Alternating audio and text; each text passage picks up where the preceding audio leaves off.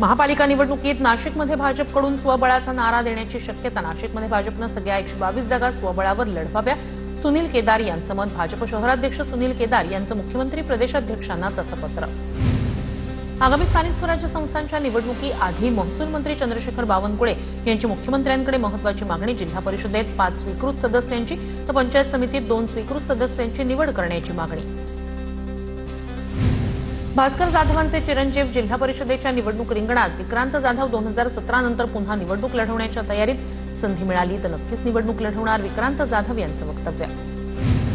राष्ट्रवादी आणि शिवसेना या दोन पक्षांची रायगडच्या झेडपी निवडणुकीत युती होण्याची शक्यता।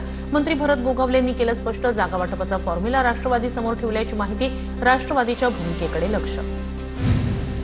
बीडमधील ओबीसींच्या महाएल्गार सभेच्या बॅनरवर अखेर लक्ष्मण हाकेंचा फोटो। 17 तारखेला मंत्री भुजबळांची ओबीसी समाजाच्या न्याय हक्कासाठी सभा। याआधी सभेसाठी 2 वेळा लागलेल्या बॅनरवर हाकेंचा फोटो नसल्यानं झाली होती चर्चा।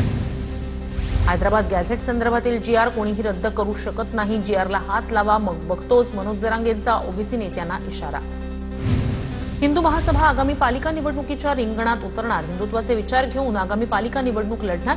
हिंदू महासभेचे आनंद दवे यांची माहिती। डहाणूतील अनेक नेत्यांचा शिंदेंच्या शिवसेनेत प्रवेश। शिंदेंच्या शिवसेनेत डहाणू नगर परिषदेच्या निवडणुकीचं रणशिंग फुंकलं।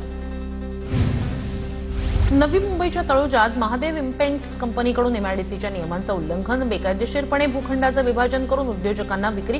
विधानसभा उपाध्यक्ष अण्णा बनसोडे यांचे एमआयडीसी प्रशासनाला निर्देश।